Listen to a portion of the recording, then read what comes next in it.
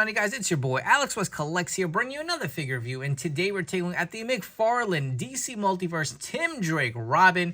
So we do get him in the traditional red and green attire. If you guys do collect McFarlane, there was kind of more of the red version with the black.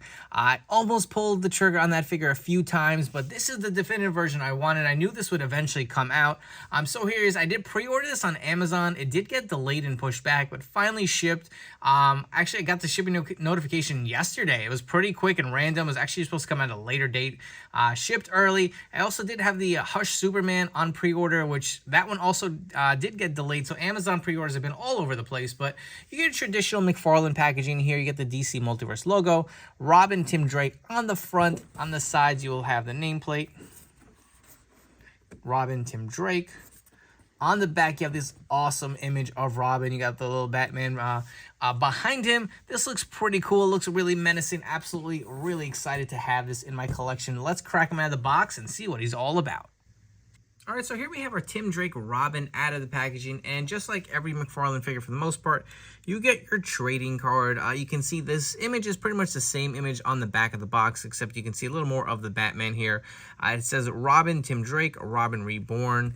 On the back, you have the read-up of the card. If you guys want to pause the video here, you can take a look at that. But I really do appreciate them. They're not for me, but it's kind of cool they throw in something extra.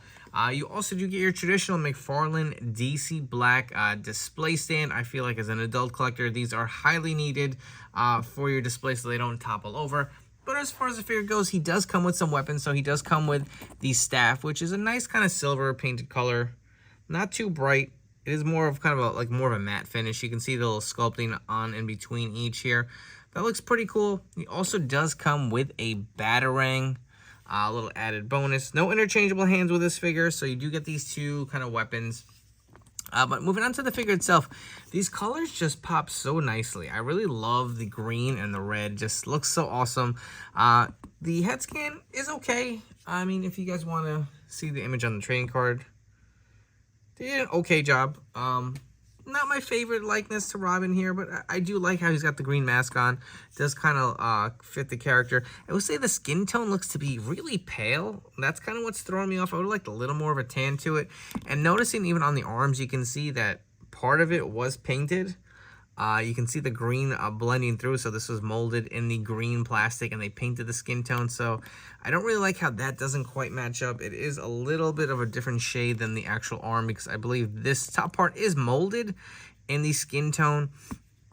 As far as the suit though, it does look pretty nice. I really do like all the colorations together. You can see how the cape is actually sculpted around his neck here.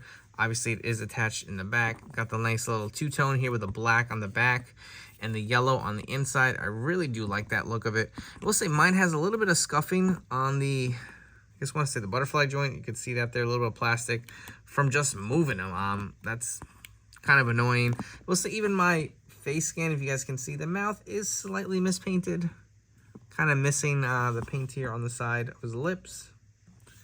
But all in all, the figure does look great. It does pop well on your shelf. With these colors, I feel like this will look really good with another Batman figure. Obviously, we'll throw in a few comparisons, but I really do dig the suit. I feel like I said in the intro that, you know, McFarlane did have another suit variation of this figure. This is more or less a repaint, but this is the one to get. You can see even the nice sculpting on the boots, man. That's kind of something you can easily miss because they are just painted black. Kind of just got all the bells and whistles you would need for your traditional Robin attire. If you guys want to go through some quick articulation, this head here looks up about that much, down about there. You do get the diaphragm joint, get a little bit of the waist swivel. There is a bicep cut. The arm does go up about that much, does fully rotate. You do have the double jointed elbows. You do get some articulation at the wrist. It does hinge and move side to side. He can do the splits about that much. Some nice range of motion. He does kick up pretty high, double jointed knees. You do get the toe articulation. There is a little bit of ankle rocker too, so that is some nice articulation there. No calf rotation and no thigh cut here for this figure. But all in all, it looks really nice. Definitely will be getting him in some dynamic poses. And starting our comparisons off, the only other Robin figure I actually have in my collection is the Red Robin made by Mattel. obviously a different scale. You can see how much shorter this figure is versus the McFarlane, but this is the figure I had in my display for the longest, but I think I'm going to get rid of this one and upgrade with the new McFarlane figure. A few other comparisons. So on the left, we have the Christian Bale Dark Knight Batman. On the right, we have the Nightfall Batman. And a few of my favorite McFarlane Batman figures. We have the Michael Keaton versions. We have the Flash version here on the left of the modern day suit. And on the right, we have the most recent release of the 1989 Michael Keaton Batman. And before we wrap up with some final thoughts on this figure, if you guys haven't already, do me a favor, please hit that like and subscribe button down below. If you guys are enjoying this video review, don't forget to turn on those notification bells to stay tuned to the newest action figure reviews here on my channel. As far as Robin figures, I really do dig it.